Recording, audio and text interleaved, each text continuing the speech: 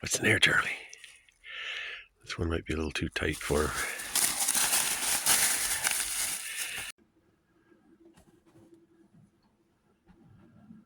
It's been raining all day. This little guy just landed.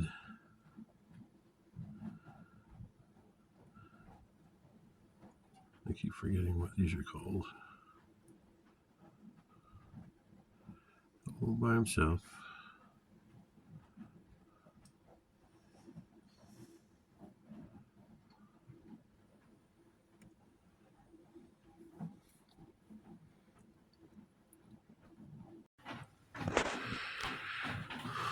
I've never seen the water this high here. It's actually, can you see it? Yeah, barely. Just went over top of this little dam. That's the first time I've ever seen that. And there's a little stump right there that has never been submerged before. We're getting a lot of rain. And that's what it usually looks like out there before the hole got pushed through this dam, but it can't even, it's not letting enough water through. That dam's almost ready to overflow.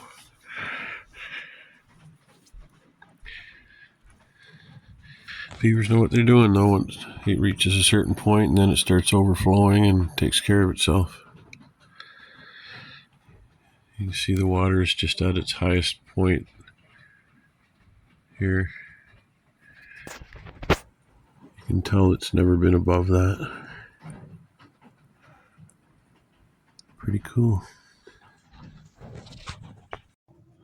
Beaver's up doing its morning patrol. I think that's the same one I keep seeing. Well, that one's pretty fast. Yeah, it's still not the big boy though. I don't know if I've mentioned, I was reading that, I see a second beaver. Awesome. First time I've seen more than one. There's another one way off in the distance that you probably can't make out. Or is that a beaver? I gotta get my binoculars out.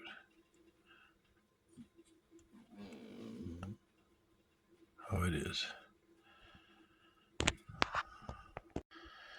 Yeah, I was too late. It had already submerged, but just to finish what I was saying, I was reading that when mama gets pregnant, when the kits are born, the papa gets kicked out of the den. Oh, there the beaver popped up again. And then mama stays in with the kits for like a few weeks, a month, before they're old enough and they all come out. So maybe that's what's going on. That's why that den over there is so dead. Oh, I don't know if these two are playing or scrapping. A lot of turmoil going on in the water. I see both of them now. Interesting. They've got to be relatives. I wouldn't think they'd be fighting, but okay, actually, yeah, relatives don't fight. Yeah, this little one's still patrolling around. The other one's way up, was over here last time I saw it. But it was bigger, so maybe that was Papa sniffing around and Mama putting the boots to him. Oh yeah, the other one's way over there now. Man, they're just motoring. Maybe they just stay at opposite ends of the pond. The big boy's back. That's the big guy right there. And he's not too happy about my dogs. I'm going to have to watch Charlie. I hope he doesn't like getting in the water. See, here's my dogs right there. And there's Mr. Beaver right there, keeping an eye on him. Of course, I was getting the video going right when they're at the end. They're both having the zoomies. Oh, here we go. Maybe not. So funny. Charlie just keeps right after TJ. I was going to film them and say it's hard to tell they've been pent up in a cabin for 3 days. We've had nothing but rain.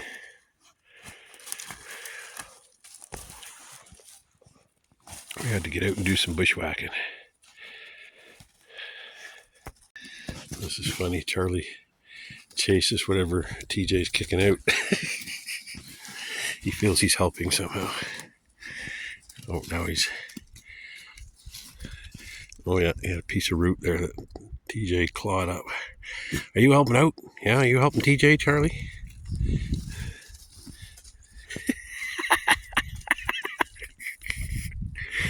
Oh, this is so funny. You're funny, Charlie. Did you get that squirrel yet, TJ? I don't know. I don't think there's anything in there. Not much left. Says there's always hope. There's always hope. You get those pieces of dirt, Charlie. They might go somewhere.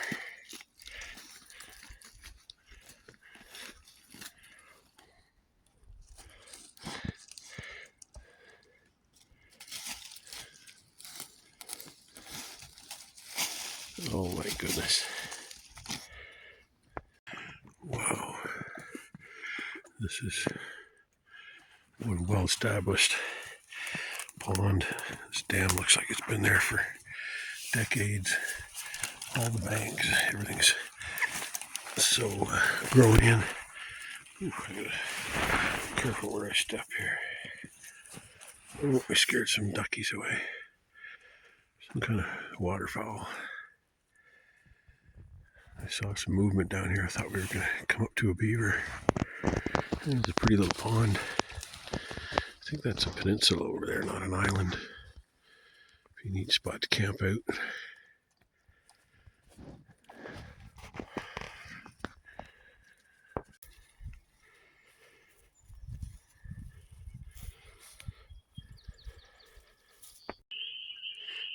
We're out and about in the canoe. Oh, Charlie's looking at a couple of sandhill cranes flying. Oh, I hope I'm getting them. I think I did. So that's where we're going into a log. So all the peepers I'm hearing, this is what starts the lake off. Same with last spring. I'm assuming, I never came down here at the time, but they're all just in there. Nowhere else. Oh, we got a helicopter flying. There's some guy that's missing. Maybe they'll come over here looking.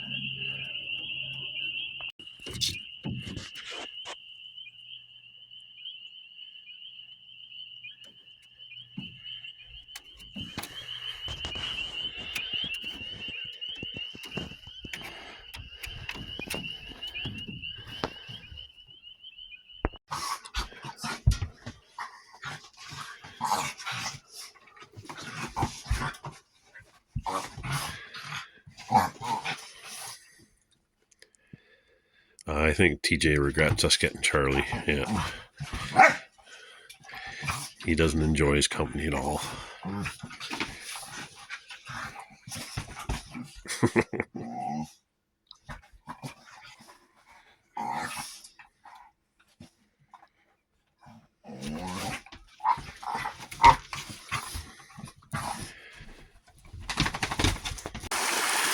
Well, the water flow has gotten a lot more reasonable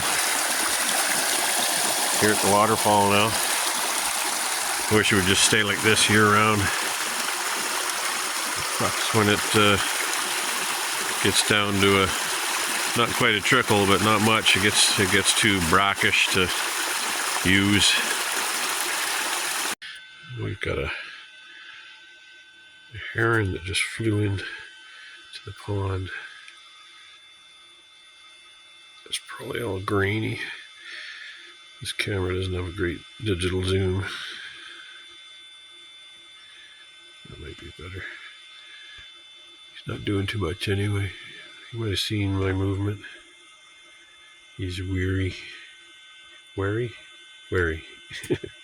He may be weary, I don't know. Long flight. Got a morning morning visitor here. He's already seen me though, so I don't know. He might take off. It's pretty cool. The screen in the window's making it all grainy.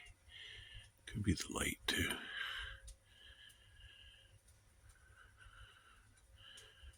Finally starting on the trees. That was the first one, a big leaner. Or no, that was the first one over there, a big leaner. This was the second one.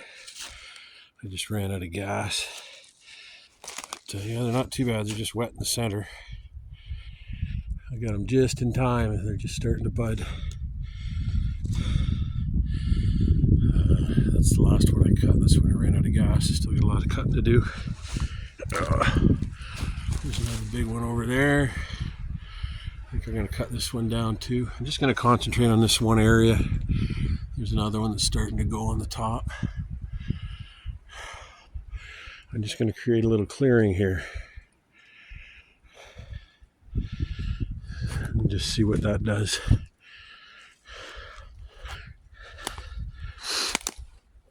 I don't know, I've hummed and hawed about how to do this. Whether I just pick a tree here and there. But I don't know. Then I'll just thin it out. I also debated about getting a tree that's very mature and huge. But I mean, I've cut lots of wood once it's down. I've only got about a dozen trees under my belt that I've actually cut down. So I just thought, yeah, you know what, I'll start on something a little smaller, easier to split to. The other consideration is my shoulder. I think so far it's been okay. It tweaked a couple times. Okay, I'm gonna go bring some gas back. What are you doing? Charlie's happy. I was using the chainsaw earlier. I couldn't bring him out. He's too scared of it. I've been busy. I just decided to mainly concentrate on cutting a few maples down in this area. It was already a little bare, so I don't know. I just thought I'd just make a little clearing here. And it just made it a little easier having all the wood in one spot. But yeah, I got wood laying around all over here. Already taken 2 trailer loads in. I'm just cleaning up some. These were branches at the top.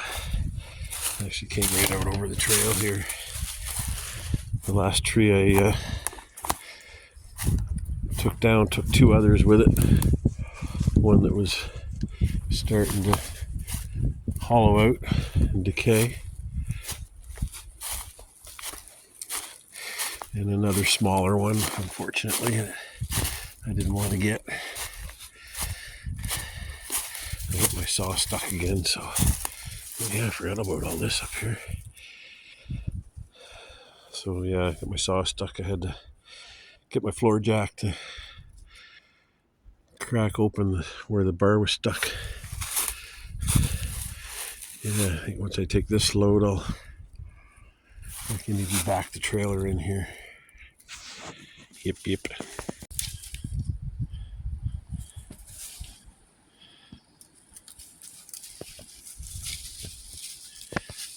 Charlie at that one. TJ at that one.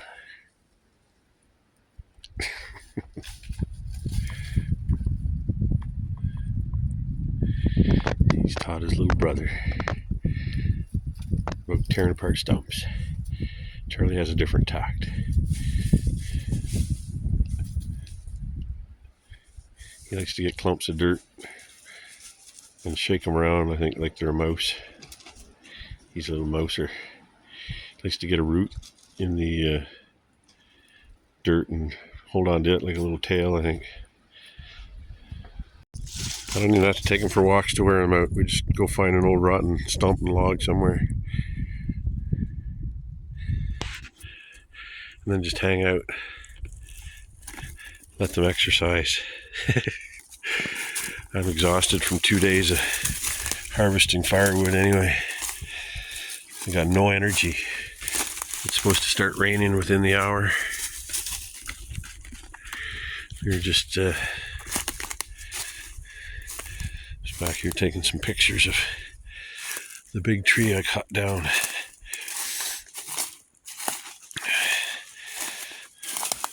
It's been interesting just scouting out. There's the big one. That was huge.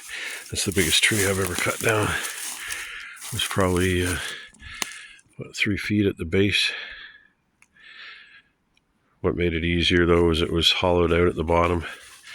I had to just kind of cut the ring. There was nothing in the middle. Still would have got it down either way. Just tackle it from both sides, but that was a big one. And then I don't know how many cords I'll get out of that. A couple anyway. And all the other ones I cut down were just over on that rise. The boys are still hard at her. This is what I mean about him digging up little tiny roots and shaking the dirt out of them.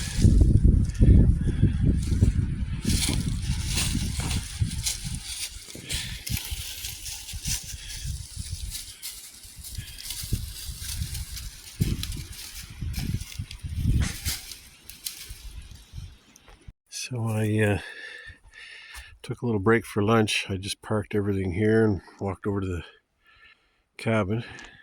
I've been moving wood all morning. And I come over and I'm like, where's the trailer? I'm like racking my brain going, I don't remember unhooking it, and why would I do that and leave it? And then I look back on the trail and it came unhooked. I've already loaded and unloaded this trailer twice because it got stuck in one of the mud crossings, the worst one, where I've got a bunch of wood stuffed in it to try to span it. But now I've got this thing with the tongue driven into the ground and parked on a hill. I'm going to try to roll the tires, see if I can get it to go backwards, but this is heavy. I may have to unload it a third time. Well, it's getting there.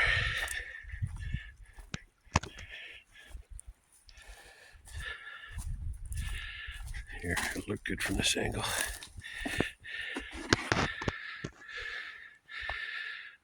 That might be, definitely by the time I get all the wood out here, it'll be enough. Because I bet you once I get it all out of here, it'll fill all this up. I think I'm going to do it in stages though. I'm going to leave the really big tree that'll fill that up. I'm going to start splitting some of this and stacking it so I don't block this whole area off. I have to decide. That's the most seasoned wood from last year. So I might haul that out and down to the cabin and stack it down there. I've been humming and hawing about storing all the wood down there, but there's just not enough room. Or there's not enough flat land. There's not much flat land on my land that I want to pile wood on.